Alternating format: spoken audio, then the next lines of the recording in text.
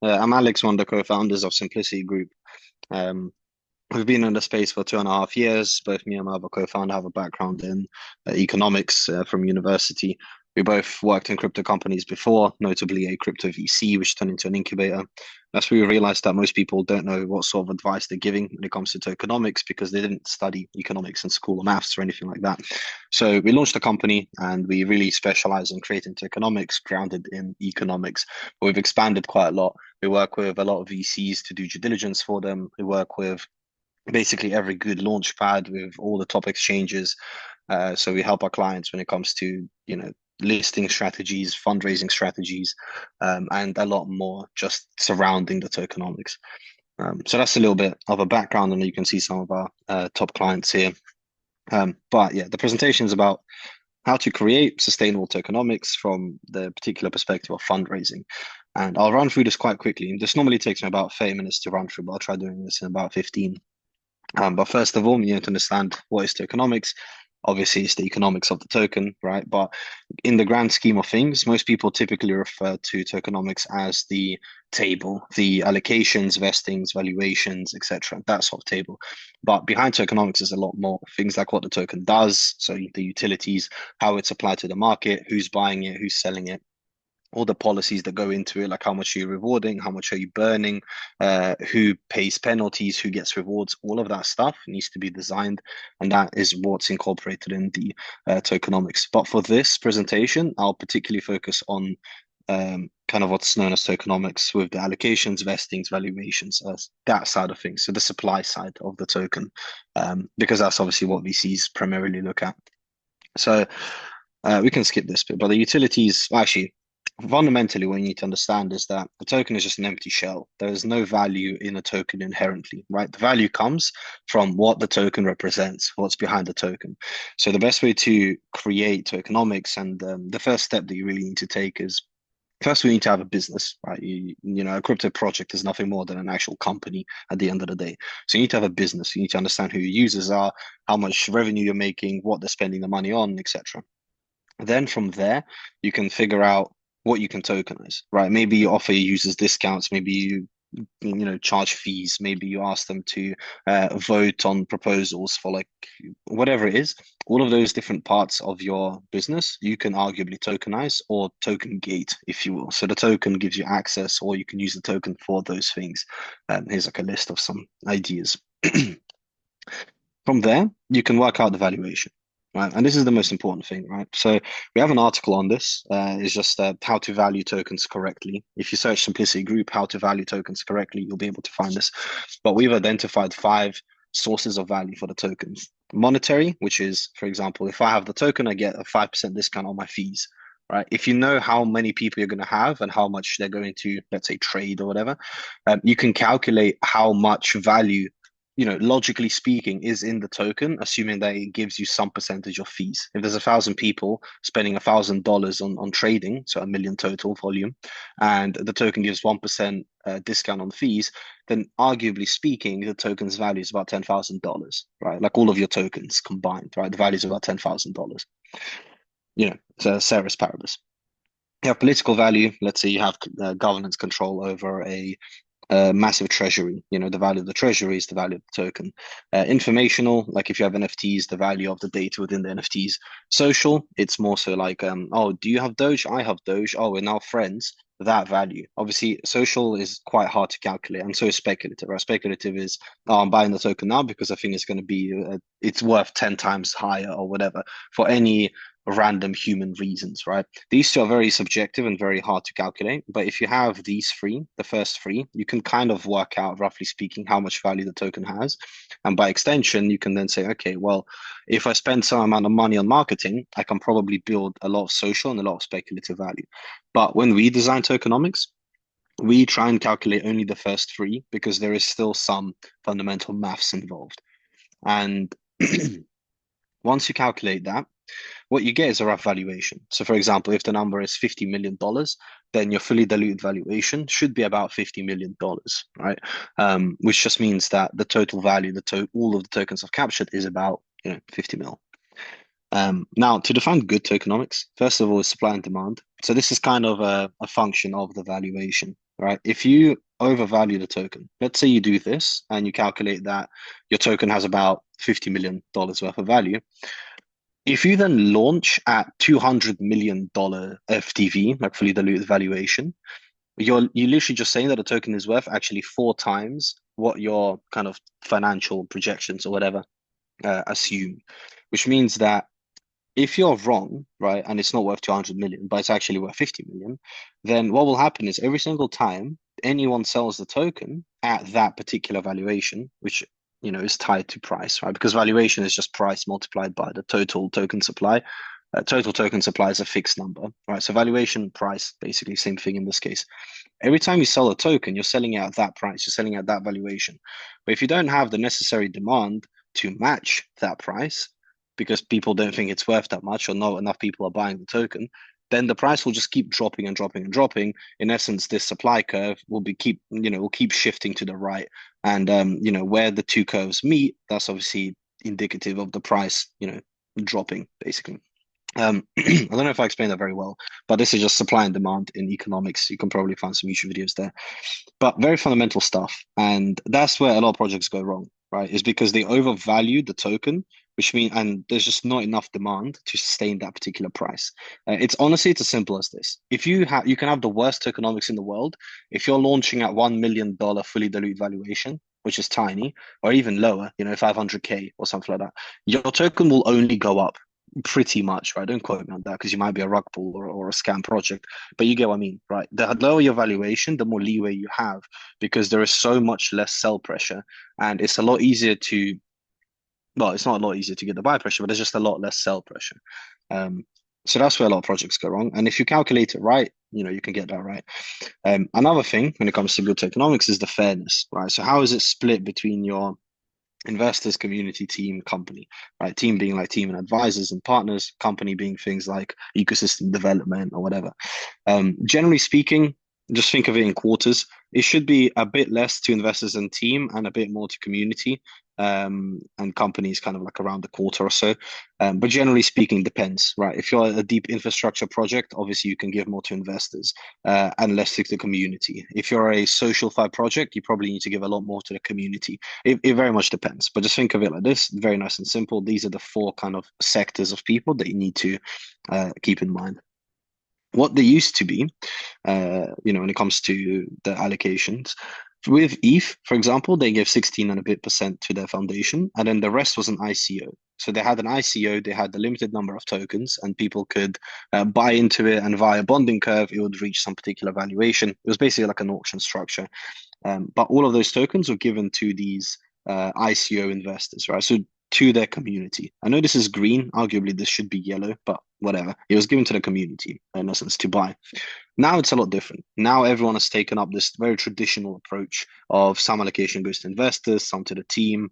A lot typically is now being given to the community, and some is left for things like the liquidity, ecosystem development, treasury, whatever. So that's your company. This is kind of what a lot of tokenomics look like nowadays, generally speaking. This is fine, right? What you don't want is half of your tokens being given to the investors and then the other half to the team, right? Or for obvious reasons, right? And if that is quite obvious, you can extrapolate how much realistically you should give to investors. Generally speaking, these numbers here, you don't want to give more than about 20 to 30% to investors, and you don't want to give more than like 15% to the team and advisors, generally speaking. And then the rest is kind of split between these two allocations. But it's just, it's all about optics, right? If 50% of your tokens are going to the investors, it just looks like a massive pump and dump, right, onto your community. If a lot of tokens are going to the team, it just looks like, again, like a massive pump and dump because the team is earning income, right? They're earning wages, for example. They shouldn't really have that many tokens per se. If a lot of tokens are being kept in the company, let's say 50% of tokens are in ecosystem development and treasury tranches. That also doesn't look good because it's just the team controls those tranches and they can probably dump on you. So it's all about optics, basically, right? Just have enough to the community and allocate as little amount as possible to the investors and team and allocate responsibly to the company. So for example, this is one example. This is one of our clients on the tokenomics. When it comes to fundraising, as you can see, we gave them 20%. they raised enough for what they wanted. The deltas between the rounds, like in terms of the price. So, this one is 2.7x to public. That's completely fine. You can go for a little bit more, but this is, a very good distribution. The cliffs and the vestings are very fine as well. The higher the valuation, the shorter your vesting is, and the higher amount you have a TGE. All of these things, they work kind of in conjunction together. And as you can see, I have a very extensive article, just called fundraising tranches. Again, you can search for it. It explains these fundraising tranches in a lot of detail and gives you a very good example. At least very good in my opinion, but I had a lot of people say that it's a good article. But it explains a lot of things, which I'll go over very quickly now by showing you bad examples of tokenomics. Well, this is still good tokenomics, right? But if we were to isolate the fundraising tranches, you get something like this. For example, these guys have bad tokenomics, right? This is, again, one of our clients before we edited them. So here, the vestings are just very short, right? When you have very short vestings, it just looks like a massive pump and dump. You don't want to have vestings which are this short unless you're raising a small amount of money or the allocation to the investors is quite small. Again, you just want to avoid looking like a pump and dump, basically, right? Another thing is the vesting here, 1 month cliff and 5-month vesting. It's very close to the public round. And the problem is that when you have a public round, you go into launch pads, they're not going to be very happy about the fact that the strategic round has super short vesting schedules, which are almost as short as the vesting schedules of the launch pads of the retail investors that will be investing through the launch pad. It doesn't make the launch pad look good if the token price keeps dumping. So launch pads aren't going to be particularly happy with this, and neither are these other investors, because the difference between these rounds is 0.004. However, this round gets in much better vesting schedules. So if you're an investor into one of these two rounds, you'll feel like this is very unfair. So we edited that. So that's one thing, right? Keep in mind general vesting schedules. Keep in mind the ratios of one vesting schedule for one round of investors compared to another round of investors. Here's another set of bad tokenomics, right? Here, the total allocation to investors is just very high. If my maths is doing me right, this is 45%. Now, 15% of that is going to the community. So inside of VCs is only 30%, but that is already, on the higher end, right? Now, another problem here is that the angel round is super cheap compared to the community round. Again, if you're going to a launch pad, they're not going to want to see a massive delta between their round and the investor rounds, no more than like 3 to 4x, generally free. Main reason being is that, let's say you launch, right? You launch at 6.5 cents. Angel investors on TGE already, they're already 6.5% up. So the token price goes from 6.5 cents to, let's say, 12 cents. Community investors, your launchpad investors, they're only up at 2x. They're not going to sell, they're going to keep holding. Your angel investors, they're already up 13x. There's no reason for them to hold, right? They're going to dump. Why hold from 13x up to like 15x? There's no real point, right? You're just a lot more incentivized to dump. And same goes for all the other investors, right? In terms of they will all be a little bit upset about how small this round is. And and on the flip side, they will be incentivized to dump as well if their valuation is also quite low. So that's another problem that you have to keep an eye out. Again, all explained in the fundraising tranche article here, but high level.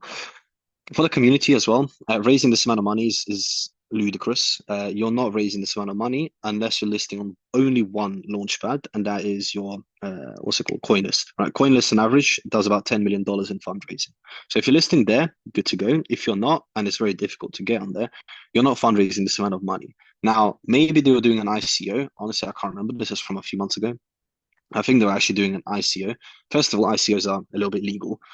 Second of all, you still need quite a lot of people to have, this amount of raise. Let's say you have a community of 10,000 people. You need each of those 10,000 people to invest $1,000, right?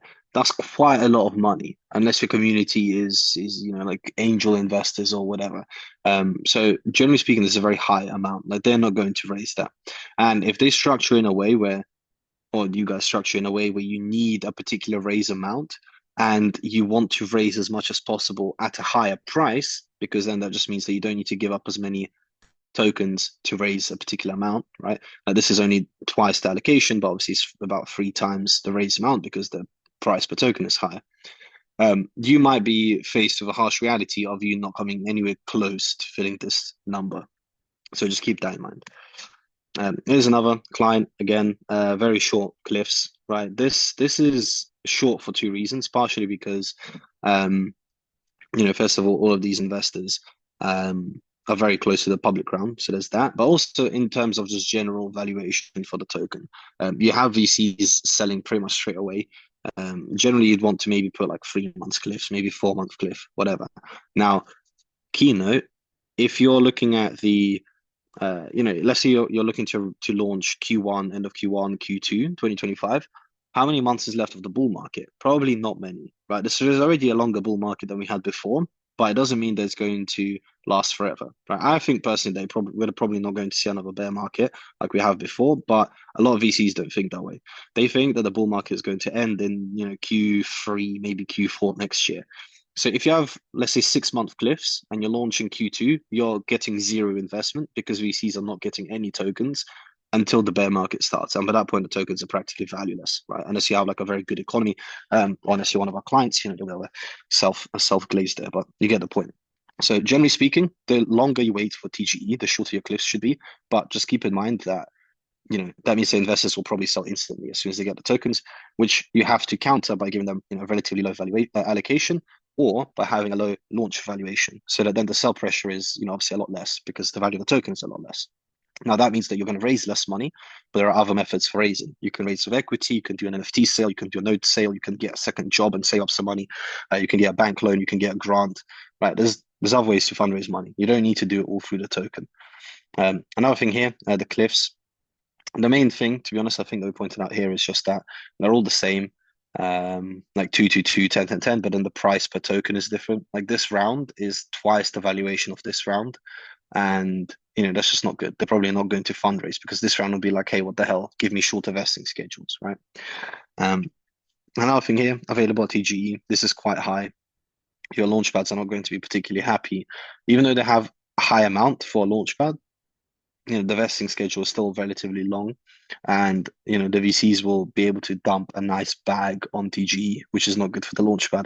It's also not good for you because generally speaking, launchpads have refund clauses. So if your token doesn't do like a 3x and stay up at a 3x, they will just refund you the tokens and not give you the money.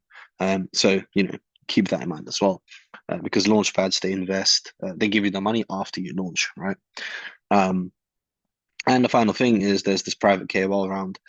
KOLs generally invest at much better terms, right? If they do invest, a lot of KOLs right now are a bit broke, but when they start investing, they want to invest at much better terms. The vesting schedules are not really much better than investor schedules, and the valuation, this valuation should be like maybe 1.5, maybe 0.9, right? Something like maybe not 0.9, maybe like 10, maybe 12, but like it should be lower than your strategic round and maybe even lower than your seed round. And I mean, if the vesting schedules are this long.